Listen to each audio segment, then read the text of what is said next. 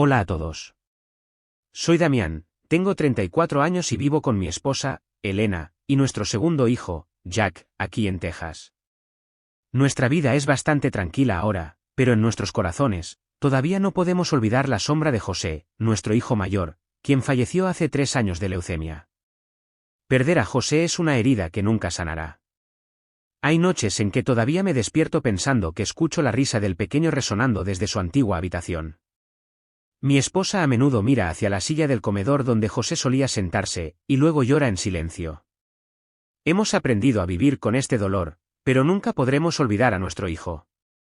Pero lo que más me dolió no fue la muerte de mi hijo, sino cómo mis familiares lo trataron mientras aún recibía tratamiento. Mis padres y mi hermana miraban a José como si fuera una carga, un gasto innecesario. Esas palabras amargas sobre desperdiciar dinero y no esperar demasiado todavía resuenan en mis oídos. Incluso después de que José falleció, todavía hicieron comentarios insultantes en una fiesta hace 2 años. Fue entonces cuando oficialmente taché sus nombres de mi vida. En ese mismo momento, entendí que hay límites que nunca se pueden perdonar una vez cruzados. Para entender por qué pude cortar lazos con mi familia tan decisivamente, necesito contarles sobre su actitud desde que José se enfermó. En ese momento, José tenía solo 3 años, un niño que aún no sabía nada de la vida, solo sabía correr y reír. Recuerdo claramente esas mañanas en que el pequeño corría a la habitación para despertarme, tirando de mi mano para salir a jugar a la pelota. Pero luego, una tarde cualquiera, José tuvo una fiebre alta que no cedía. Al principio, pensamos que era solo un resfriado común. Pero después de 3 días de fiebre continua y el pequeño vomitando constantemente, decidimos llevarlo al hospital. Después de hacerle análisis de sangre, el médico nos pidió que nos quedáramos para una mayor observación porque el recuento de glóbulos blancos de José era anormalmente alto. Y luego, aproximadamente 2 días después de realizar una serie de otras pruebas, el médico diagnosticó al pequeño con leucemia. En el momento en que escuché al médico decir eso, mi esposa y yo simplemente nos derrumbamos. Nos abrazamos y lloramos allí mismo en el consultorio del médico, sin saber qué hacer después. En ese momento, solo quería el apoyo de las personas que más quería. Pero cuando llamé a casa para contarle la noticia a mi madre, su primera reacción no fue preocupación ni consuelo. Recuerdo que ella dijo, ¿estás seguro de que el médico diagnosticó correctamente? No creas todo y desperdicies dinero por nada. Cuando le expliqué que habíamos hecho todas las pruebas necesarias, ella respondió, bueno, haz lo que creas que es correcto, pero no esperes que tu padre y yo te ayudemos económicamente. Mi padre fue aún peor. Cuando se lo conté, se sentó en silencio y luego dijo rápidamente, maldita sea, debes ser realista. Los costos del tratamiento del cáncer son prohibitivos. ¿Estás seguro de que vale la pena la inversión? En ese momento, no podía creer que él llamara inversión a salvar a su nieto de 3 años. En cuanto a mi hermana, Sara, no fue mejor. Cuando la llamé para darle la noticia, se quedó callada por un momento y luego dijo, sabes que hay algunos casos de cáncer infantil en los que las familias gastan cientos de miles de dólares, pero... No terminó la frase. Pero entendí lo que intentaba decir. Y luego, durante los 2 años de tratamiento, desde que José tenía 3 años hasta que tuvo 5, mis padres y mi hermana solo visitaron al pequeño en el hospital quizás 3 o 4 veces. Cada vez que venían, solo se quedaban unos 15 minutos y luego encontraban la manera de irse. Mi padre se sentaba mirando su teléfono todo el tiempo, sin hablarle a José. Mi madre hacía preguntas como, ¿te duele? Y luego inmediatamente decía, estoy muy cansada. Vámonos a casa. Sara se paraba lejos de la puerta, sin atreverse a acercarse a la cama del hospital, siempre diciendo, tengo miedo de contagiarme con los medicamentos de quimioterapia. Cada vez que llamaba para actualizarlo sobre el estado de salud de mi hijo, solo recibía respuestas frías como, sí, ya sé, o espero que esté bien. Luego, rápidamente preguntaban si necesitaba que hicieran algo. Pero cuando necesitaba ayuda, incluso solo para sentarme con mi hijo un rato, siempre había una excusa para negarse. Después de 2 años de tratamiento, José falleció una tarde de agosto, hace 3 años. Todavía no puedo creer que el pequeño ya no esté con nosotros. Se siente como si una parte de mi corazón se hubiera arrancado con mi hijo. Durante las primeras noches después de la muerte de José, Elena y yo nos turnábamos para permanecer despiertos porque no podíamos dormir en la casa que estaba demasiado tranquila. Y el día del funeral, esperé que, al menos en esta ocasión, mis padres mostraran algún afecto final por su nieto. Pero no, llegaron tarde, se sentaron en la última fila y se fueron antes que nadie. No vi a mi madre derramar una lágrima durante todo el servicio. Se sentó allí con una cara inexpresiva, como si asistiera al funeral de un extraño. Mi padre seguía mirando su reloj, calculando cuándo podía irse sin ser considerado grosero. En cuanto a Sara, llegó al final, me dio un abrazo superficial y dijo, sé fuerte. Está bien, ahora puedes concentrarte en Jack. Después del día en que murió José, dedicamos todo nuestro amor a Jack, nuestro segundo hijo, que era 2 años menor que José. Jack tenía 3 años entonces, y el pequeño era poderoso. Durante todos esos meses en que José estuvo hospitalizado, Jack tenía solo 1 año entonces, nunca nos causó ningún problema. Hubo semanas en que tuvimos que pedirles a los padres de Elena que cuidaran a Jack durante toda la semana para que pudiéramos quedarnos en el hospital cuidando a José. Pero el pequeño nunca lloró ni molestó a nadie. Siempre comió bien, durmió bien, y cuando se despertaba, jugaba solo y siempre sonreía felizmente a quien lo cuidaba. Honestamente, durante el tiempo que José estuvo hospitalizado para recibir tratamiento, estaba secretamente muy agradecido con Jack, aunque él no entendía lo que la familia estaba pasando en ese momento. Y luego, Jack se convirtió en nuestro único rayo de esperanza durante el periodo más oscuro. Cada vez que regresábamos a casa después de largos días en el hospital, al ver la brillante sonrisa de Jack, ganaba más fuerza para continuar. El pequeño era como un recordatorio de que la vida tenía que continuar y que todavía teníamos razones para ser fuertes. Más de 1 año después de la muerte de José, mis padres ni una sola vez llamaron para preguntar cómo estábamos después. No preguntaron si Elena y yo estábamos bien. No preguntaron si Jack estaba sano. Ni una sola palabra de consuelo sobre la pérdida que todavía llevábamos. En cambio, solo cuando mi madre necesitaba apoyo financiero llamaba. Una vez llamó pidiéndome que le prestara dinero para arreglar el aire acondicionado, y otra vez fue para pagar el seguro del automóvil. Y, por supuesto, no les presté el dinero en esas ocasiones. Le dije que había gastado todos mis ahorros tratando a José y que ahora tenía que reconstruirme desde cero. Ella se quedó callada por un momento y luego dijo, sí, sé que ya has invertido tanto en esa situación. La forma en que dijo la palabra invertido me hizo sentir como si alguien me estuviera clavando un cuchillo en el corazón. En cuanto a mi hermana, Sara, desapareció por completo después de pedirme que le prestara $20,000 para invertir en la apertura de una cafetería con su amiga. En ese momento, me había negado rotundamente. Se enojó y dijo, ¿sabes qué? Si no hubieras gastado tanto dinero en eso antes, entonces no te faltaría tanto dinero ahora. Esa cosa, así es como ella se refirió a mi intento de salvar la vida de mi hijo. Y cuando pensé que ya no me molestarían más, después de todas las veces que me negué a ayudar, mi madre volvió a llamar, invitándonos a la cena de Navidad. Su voz sonaba normal, como si nada hubiera pasado. Vengan a la cena de Navidad con su padre y conmigo este año. Este año habrá más parientes uniéndose a nosotros. Y hace mucho tiempo que su padre y yo no hemos visto al pequeño Jack. Después de esa invitación, no respondí de inmediato porque, en mi corazón, sus recuerdos todavía estaban vívidos en mi mente. Después de terminar la llamada con mi madre, Audrey, esa noche, le conté a mi esposa sobre la invitación. Elena me aconsejó que regresara, eran familia. Ella me dijo, tal vez se hayan dado cuenta de sus errores. Jack debería tener la oportunidad de conocer a sus abuelos paternos también. No podemos llevar este resentimiento para siempre. En ese momento, le estaba realmente agradecido. Elena siempre había sido así, siempre teniendo un corazón perdonador y lista para dejar ir las cosas si alguien se disculpaba o quería hacer las paces. Y luego decidí regresar, no por Elena o Jack, ciertamente no por mis padres. Decidí regresar porque, después de la muerte de José, había oído de algunos parientes que mis padres habían dicho cosas desagradables sobre José, aunque el pequeño ya no estaba.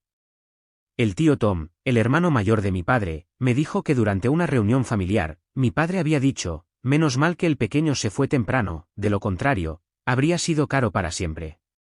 Y otra vez, cuando alguien preguntó por José, mi madre respondió, no lo mencionemos más. Ahora Damián puede concentrarse en su hijo sano. Esas palabras me enfurecieron tanto, estaba temblando. No solo insultaron a José, sino que también menospreciaron el dolor que Elena y yo estábamos llevando. Decidí asistir a la fiesta de Navidad, celebrada hace 2 años, no para hacer las paces, sino para mirarlos directamente a los ojos y preguntarles si pensaban así de su nieto. Necesitaba escucharlo de sus propias bocas para cerrar de golpe la puerta entre ellos y yo. Ese día de Navidad, nos preparamos con bastante cuidado.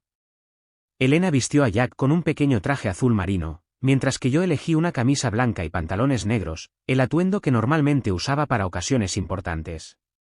También llevamos un regalo para mis padres, una botella de vino cara que Elena había elegido la semana anterior. En el camino, Jack me preguntó, papá, ¿cómo son la abuela y el abuelo? Después de esa inocente pregunta, lo miré a través del espejo retrovisor y respondí, la abuela y el abuelo son buenas personas. Es solo que son un poco diferentes.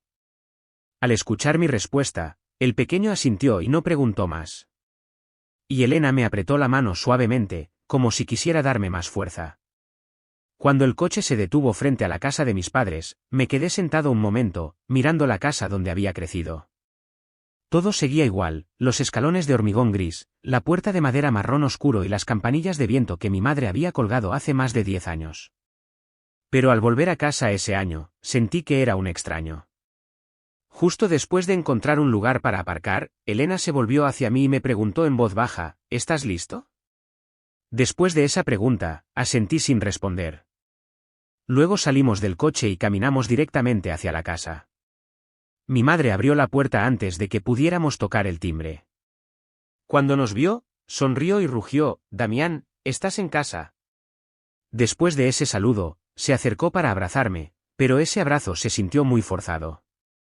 Luego se volvió hacia Elena y Jack. Le dio una palmadita en la cabeza y rugió, hola, Jack.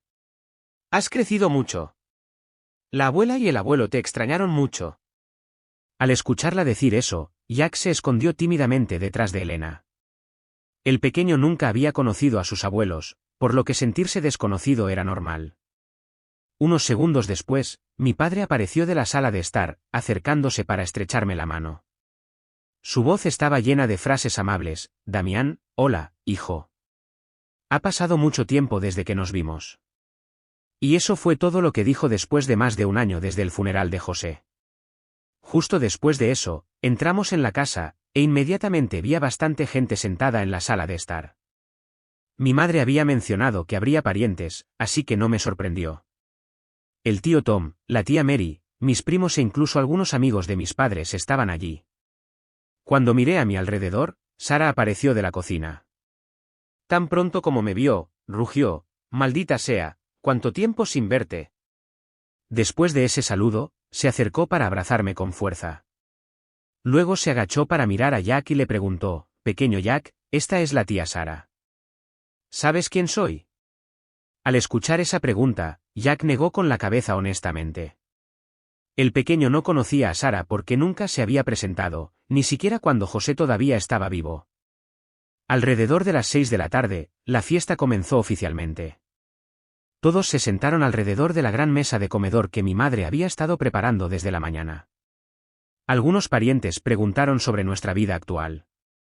El tío Tom se volvió hacia mí entonces y me animó, Damián, sé que ha sido difícil para tu familia últimamente, pero tienes que ser fuerte por Jack. Después de ese aliento, la tía Mary se inclinó hacia mí y compartió, creo que deberías unirte a algunas actividades sociales para aliviar la tristeza. El tiempo lo cura todo. Al escuchar esas palabras, sentí calor en mi corazón porque, al menos, algunos parientes todavía se preocupaban por mi familia. La fiesta posterior tuvo lugar en un ambiente bastante alegre, con los sonidos de copas chocando y vítores navideños resonando regularmente en medio de las cálidas luces y la música suave de los altavoces en la esquina de la habitación. Se compartieron algunas historias cotidianas, desde cómo les iba a los niños en la escuela hasta cómo acababan de subir los precios de la gasolina. Todos tenían algo que decir y de qué reírse. Por un momento, todo se sintió como una verdadera familia. Unos 30 minutos después, mi madre se levantó, sonrió y comenzó a repartir regalos de Navidad a los niños. Ella dio cada artículo uno por uno a cada niño pequeño que estaba en la fila. Todos fueron llamados por su nombre, recibieron una palmadita en la cabeza y recibieron una feliz Navidad. El pequeño se acercó con algo de timidez cuando fue el turno de Jack. Mi madre se agachó y le entregó una caja envuelta en papel rojo y un deseo: sé bueno, cariño. Feliz Navidad. Jack tomó el regalo con ambas manos, mirándola con ojos desconocidos. Vi a Elena levantar la mano para secarse las lágrimas. En ese momento, intentó esconderlo, pero vi sus hombros temblar ligeramente. No pregunté, le apreté suavemente la mano, como para decirle que también estaba pensando en José. Si el pequeño estuviera todavía vivo, también habría recibido un regalo así. Se habría parado junto a su hermano pequeño, habría recibido una bendición y luego se habrían reído juntos bajo las luces de Navidad parpadeantes. Después de la entrega de regalos, los niños se acercaron a una esquina de la habitación, jugando ruidosamente con sus nuevos juguetes. Mientras tanto, los adultos regresaron a la mesa del comedor, continuando con los platos sin terminar y las conversaciones divagantes. Alguien habló sobre unas próximas vacaciones en Colorado. Otra persona mencionó la deuda hipotecaria que los mantenía despiertos por la noche. En ese momento, sentí que mi corazón se calmaba un poco. Mi intención original al aceptar la invitación a esta fiesta era ver si habían cambiado. Había estado esperando ver si alguien mencionaría a José, una palabra de recuerdo, un guiño o incluso un momento de silencio por el niño que una vez estuvo presente en esta familia. Pero no hubo nada.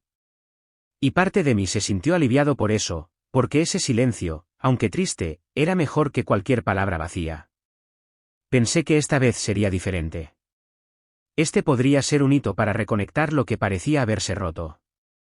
Pero luego, solo 30 minutos después, todo cambió repentinamente.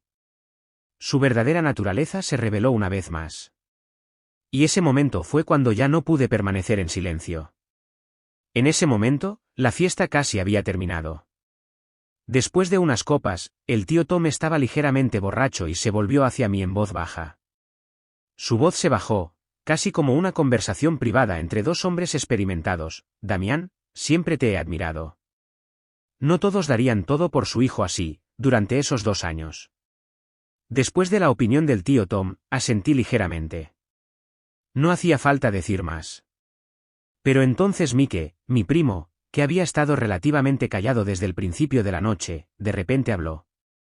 Su voz tenía un poco de vacilación, como si estuviera tratando de encontrar una manera de expresarlo suavemente. Solo tengo curiosidad, ¿tuviste que vender tu casa para pagar el tratamiento de tu hijo, Damián?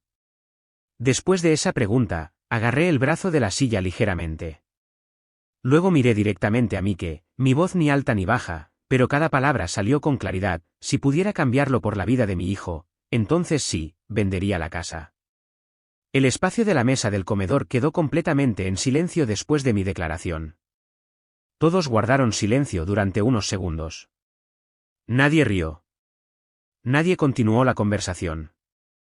En ese momento, el tío Tom me tocó el hombro y apretó suavemente. Asintió ligeramente y luego dijo lentamente: entiendo. La presión financiera en ese entonces debe haber sido terrible. Nadie puede culparte. Mi madre, Audrey, puso su cuchara en su plato en ese momento. El sonido del metal golpeando la porcelana sonó suavemente. Se cruzó de brazos frente a su pecho, se reclinó ligeramente y luego soltó una declaración, su voz casi como un suspiro: menos mal. Ya no hay carga. En el momento en que esa declaración salió de su boca, toda la habitación pareció congelarse.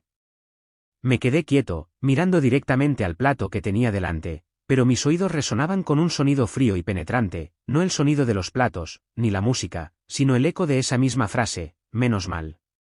Ya no hay carga. Elena se congeló. Se volvió para mirarme, con los ojos vacilantes, como si se preguntara si había oído mal.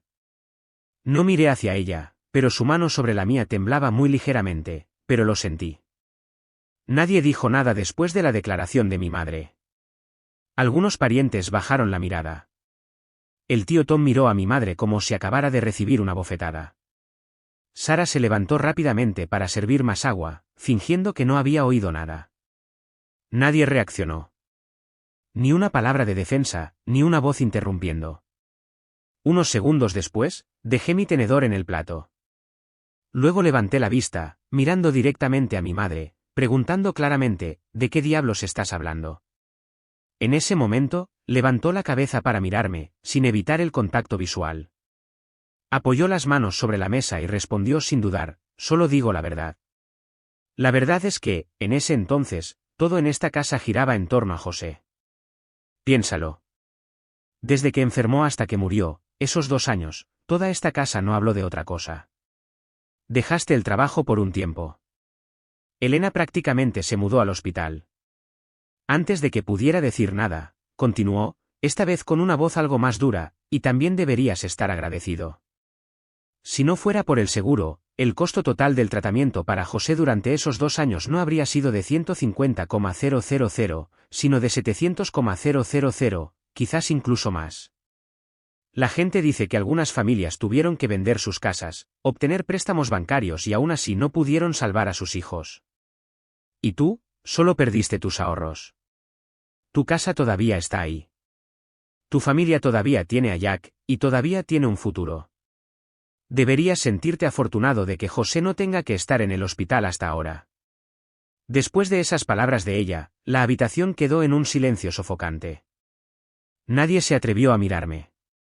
Nadie se atrevió a mirar a Elena. Y en mi cabeza, su última frase, diciendo que debería sentirme afortunado porque José ya no está en el hospital, seguía resonando. Después de esa declaración, ya no necesitaba tratar de mantener la calma. Mi voz se volvió firme, pero cada palabra salió con claridad, como un corte. Acabas de decir que debería sentirme afortunado porque mi hijo murió. Después de esa pregunta, nadie respondió. Audrey seguía sentada allí y me miraba con ojos cansados. Sin detenerme allí, continué, José tenía 3 años cuando fue hospitalizado por primera vez. ¿Lo recuerdas? ¿O solo recuerdas los números de las facturas del hospital? ¿Con qué frecuencia lo visitaste durante los 2 años que José estuvo recibiendo tratamiento, y ahora te sientas aquí diciendo que todo giraba en torno al pequeño, como si fuera una carga que toda la familia tenía que soportar? Después de esas palabras, hice una pausa para ver qué dirían. Unos segundos después, continué, ¿llamas a eso la verdad? Bueno, déjame contarte otra verdad. La verdad es que perdí a mi hijo. Lo perdí poco a poco, a través de cada ronda de quimioterapia, cada transfusión de sangre. Vi a ese pequeño cuerpo luchar para resistir mientras sus abuelos estaban sopesando si valía la pena que gastara dinero en tratamiento o no. Justo después de eso, hice una pausa por otro momento. La habitación estaba tranquila entonces, como si me diera espacio para hablar. Finalmente, no quería discutir más. Les dije, José no era una carga. Era mi hijo. Era la parte más hermosa de mi vida. Y si pudiera cambiar por un día más para abrazarlo, estaría dispuesto a perder la casa, a perder toda esta carrera. Pero lo que más me duele que cualquier factura es saber que mis padres nunca pensaron que valiera la pena vivir. En el momento en que terminé de hablar, la habitación quedó en silencio sepulcral. Pero entonces la voz del tío Tom resonó, lenta, ronca, pero llena de ira. ¿Escuchaste lo que dijo tu hijo, Audrey? Entonces el tío Tom empujó su silla hacia atrás, se levantó, sus ojos no dejaban de mirar a mi madre, y dijo con decisión, Damien perdió a su hijo, y ustedes dos solo están contando dinero, contando días, contando incluso la suerte de que el pequeño muriera. No creo que esté sentado en una familia ya. Inmediatamente después, la tía Mary también se levantó. Dejó su servilleta sobre la mesa, su voz se quebró. Audrey, traté de contenerme cuando llamaste a José una carga, pero ahora dices que Damien debería sentirse afortunado por perder a su hijo. ¿Con quién crees que estás hablando? ¿Con un extraño? La atmósfera en la habitación estaba tensa, como a punto de explotar. Mike, mi primo, que antes había estado bromeando, ahora también se levantó, miró a mis padres y negó con la cabeza.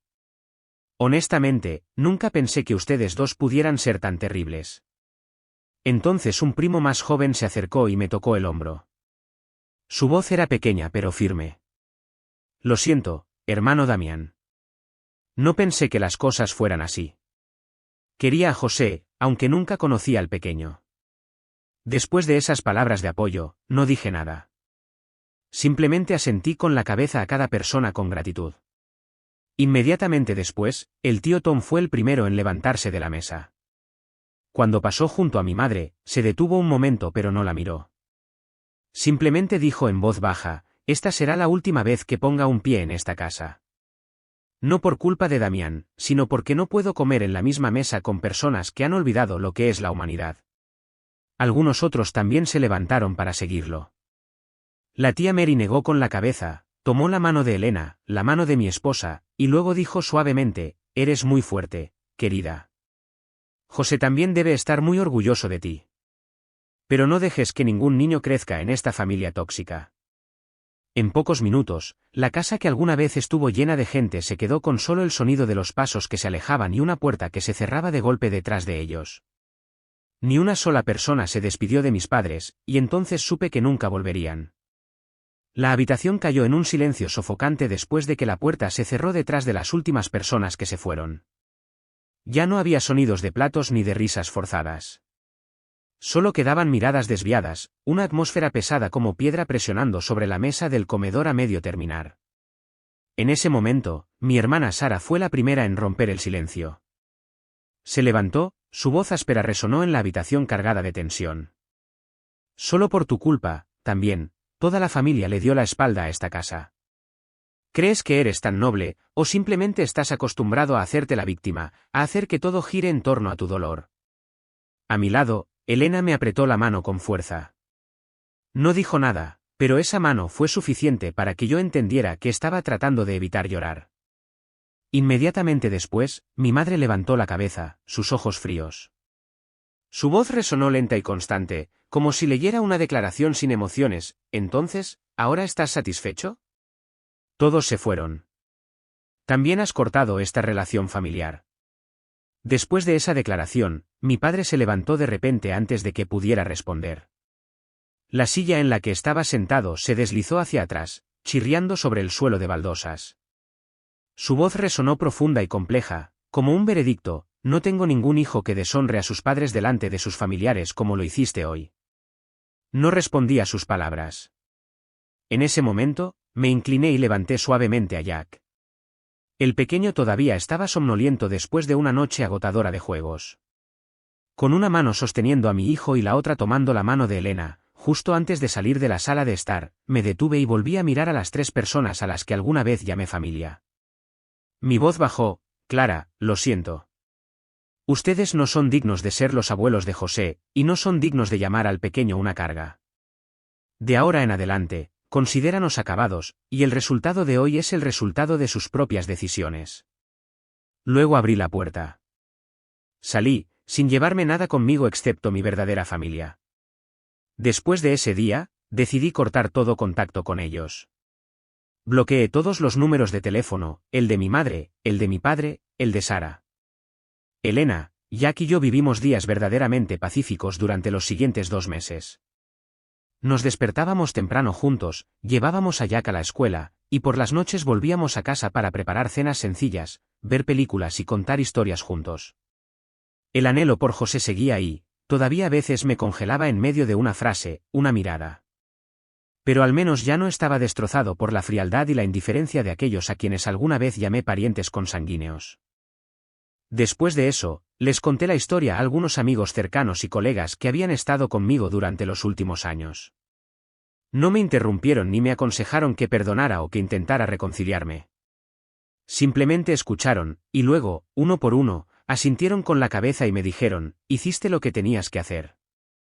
Esa fue la primera vez en mucho tiempo que sentí que ya no estaba solo con mi decisión. Honestamente, nunca pensé que cortaría lazos con mi familia. Había mantenido ese hilo vivo con toda mi paciencia. Pero al final, fueron ellos quienes pusieron las tijeras en mi mano y dijeron: «Córtalo». Podría haber soportado que me insultaran. Pero cuando hablaron duramente con mi esposa, cuando convirtieron la muerte de mi hijo en algo trivial, esa resistencia ya no tenía sentido. Recuerdo que una vez un colega me preguntó: «Jack no tiene abuelos paternos. ¿Está triste?». Respondí inmediatamente: «Sin dudarlo, Jack no tiene abuelos paternos, pero tiene abuelos maternos, gente que lo ama incondicionalmente. Para mí, eso es suficiente». Y esa es la verdad. Los padres de Elena están regularmente en nuestra casa. Desde que se jubilaron, vienen casi todas las semanas, a veces para traer algunas galletas recién horneadas, nada. Simplemente con ganas de sentarse y jugar con Jack. No solo vienen de visita, también le dan dinero a Jack. Todos los meses, como un reloj, la cuenta de Elena recibe exactamente $500 de sus padres el día 10. Nos hemos negado muchas veces, pero siempre recibimos la respuesta familiar: esto es para nuestro nieto. Si no lo aceptas, nos sentiremos molestos. Y sé que lo dicen en serio. Algunas noches después de la cena, mi suegro saca a Jack a pasear por el vecindario. La abuela se queda para ayudar a Elena a limpiar la cocina, luego la invita a sentarse en el sofá y charlar. A veces me quedo mirando desde lejos, preguntándome qué hice para tener tanta suerte de tenerlos, gente que no está relacionada conmigo por sangre pero que ama a mi hijo y a mi nieto con todo su corazón. Y a menudo, cuando están sentados jugando con Jack, los padres de Elena dicen, medio en broma, medio en serio: deberían tener otro hijo. Esta casa es tan grande con Jack, es una pérdida. Elena se ríe entonces, y yo niego con la cabeza y me río con ella. Pero en mi corazón, entiendo. Si algún día tenemos otro hijo, ese hijo crecerá en una casa con suficiente amor. Y para mí, eso es suficiente. En cuanto a mis padres y mi hermana, más de 3 meses después de esa noche de Navidad, aparecieron de repente en mi casa una tarde de fin de semana. No los invité a entrar a la casa. Simplemente nos quedamos en la puerta para hablar. Mi madre fue la primera en hablar. Luego dijo: Damián, lo siento. Sé que ese día me equivoqué. Por favor, permite que tu padre y yo lo compensemos. Danos una oportunidad para empezar de nuevo. Después de esa propuesta, no respondí. Simplemente la miré, luego desvié la mirada hacia mi padre. Él permaneció inmóvil, con ambas manos en los bolsillos del pantalón, la cabeza gacha, y Sara estaba detrás de ellos, sin decir nada, pero pude ver sus ojos enrojecidos. No estaba seguro de lo que lamentaban, sus palabras o lo que habían perdido, pero sabía que no había nada más que decir. Y respondí con decisión: lo siento. Mi hijo Jack no necesita ser una carga para sus abuelos. Solo una frase así. Luego entré a la casa, cerrando la puerta detrás de mí. Ya no llamaron más. No dije nada más. Simplemente se quedaron un rato, luego se fueron en silencio. Al día siguiente, me desperté más temprano de lo habitual. Conduje hasta el juzgado del condado después de llevar a Jack a casa de sus abuelos maternos. En mi mano tenía un expediente preparado, una solicitud de orden de restricción. No estaba haciendo esto porque quisiera vengarme, lo estaba haciendo para proteger lo que quedaba. Y entonces, como un milagro, dimos la bienvenida a nuestro tercer hijo casi 3 años después de que José dejara este mundo, un bebé. Lo llamamos Félix, que significa el bendecido en latín. En el momento en que la enfermera lo acercó, pensé que estaba soñando. En ese momento, me quedé atónito. Se me trabó la garganta por simple emoción porque esa carita se parecía exactamente a la de José, como 2 gotas de agua. La frente alta, los ojos profundos, el puente de la nariz recta y la barbilla ligeramente hundida, exactamente como José cuando nació. Todavía recuerdo claramente la primera vez que abracé a José en mis brazos en el Texas Children's Hospital. Y ahora estaba sosteniendo una forma casi idéntica. Pero lo que realmente me dejó sin palabras fue cuando la enfermera bajó la manta que le envolvía las piernas para un chequeo preliminar. Justo en la pierna derecha de Félix había una marca de nacimiento, pequeña, redonda, marrón claro, en el mismo lugar que José tenía. Justo en ese momento, Elena rompió a llorar. No dijo una palabra, solo abrazó al bebé, las lágrimas caían en silencio, una tras otra. Me volví hacia sus padres, ambos de pie junto a la cama del hospital, con las manos temblorosas, los ojos incapaces de ocultar sus emociones. Mi suegra levantó la mano para cubrirse la boca, mientras que mi suegro retrocedió, asintiendo continuamente, como para confirmar lo que no podía creer. Nadie lo dijo en voz alta, pero en nuestros corazones todos entendimos: José había vuelto a nosotros una vez más. 2 días después del nacimiento de Félix, algunos parientes cercanos nos visitaron. Trajeron pequeños regalos, felicitaciones y miradas conmovidas cuando vieron al pequeño Rosita durmiendo plácidamente en los brazos de Elena. La atmósfera en la habitación del hospital era suave y cálida, exactamente lo que esperábamos tener después de un largo viaje lleno de pérdidas. Pero entonces alguien les había dado la noticia a mis padres, y esta vez aparecieron en el hospital. En el momento en que los vi, me volví hacia Elena. Nuestras miradas se cruzaron, y ambos entendimos lo que quedaba en el corazón del otro, que no queríamos verlos. Pero todo sucedió demasiado rápido. Antes de que pudiera reaccionar, los padres de Elena ya habían sacado a Félix. En ese momento, Elena me apretó la mano. Sabía que estaba enojada, y yo también, no por odio, sino por miedo. Miedo a que una vez más mi hijo fuera mirado con ojos indignos. Y luego, 5 minutos después, cuando salí al pasillo, la escena ante mis ojos me dejó atónito. Mi padre estaba de pie, rígido, sus ojos parpadeaban como si lo hubieran abofeteado. El rostro de mi madre estaba rojo, pero no podía hablar. Y en el lado opuesto, los padres de Elena seguían manteniendo su postura firme, como dos rocas bloqueando el viento. Mi suegro los miró directamente. Su voz bajó, no era fuerte pero afilada como la hoja de un cuchillo. Ya han visto suficiente. Ahora salgan. Sin dejar que nadie reaccionara, mi suegra dio un paso adelante, luego miró directamente a mi madre y habló con una voz fría como el hielo: les estoy permitiendo ver a su nieto una vez, solo una vez, para que por el resto de sus vidas vivan con remordimiento. No podrán tocarlo por el resto de sus vidas. En ese momento, me quedé en silencio. La sensación no era satisfacción, ni tampoco venganza. Era solo una paz tranquila que se filtraba en mi pecho. Entendí que para proteger a mi hijo, los padres de Elena estaban dispuestos a hacer cualquier cosa, y les estaba agradecido en silencio por eso. Y luego pasó un mes desde que nació Félix. Los padres de Elena prácticamente se habían mudado a vivir con nosotros durante todo este mes, no por necesidad, sino porque querían estar cerca de sus nietos, para ayudar en lo que pudieran. Cada mañana me despertaba y encontraba a mi suegro ya había hecho el café, mientras que mi suegra tenía a Félix en brazos, tarareando suavemente una vieja canción de cuna que solía cantarle a Elena años atrás. La casa nunca había estado tan llena de voces, pero nunca había estado tan tranquila.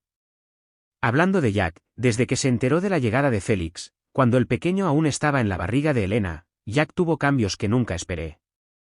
Observaba más y jugaba más solo. Y sorprendentemente, estaba contento con eso. Cuando le cambié el pañal a Félix ayer, Jack entró de repente, sosteniendo una pequeña caja de plástico. Me dijo con esa voz tímida pero segura de un niño que está creciendo: papá, he estado ahorrando el dinero que me dieron la abuela y el abuelo. Cuando Félix crezca, le compraré dulces. En ese momento, sonreí y abrí los brazos para abrazarlo, enterrando mi rostro en ese cabello suave, sin palabras. Y ahora siento que la vida es muy pacífica.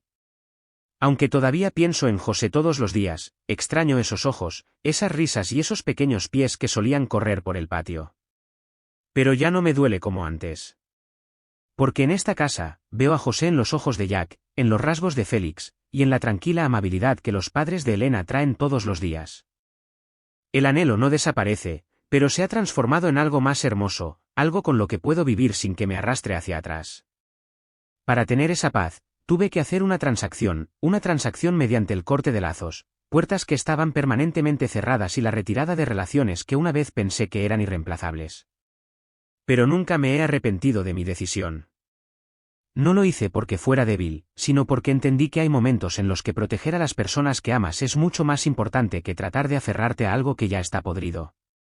Y antes de terminar la historia, quiero preguntarles, a aquellos que están escuchando estos minutos finales de este viaje, si ustedes fueran yo, ¿qué harían cuando alguien les dice que su hijo es una carga? Por favor, dejen sus pensamientos en los comentarios a continuación. Quiero escuchar, no solo saber, lo que piensan.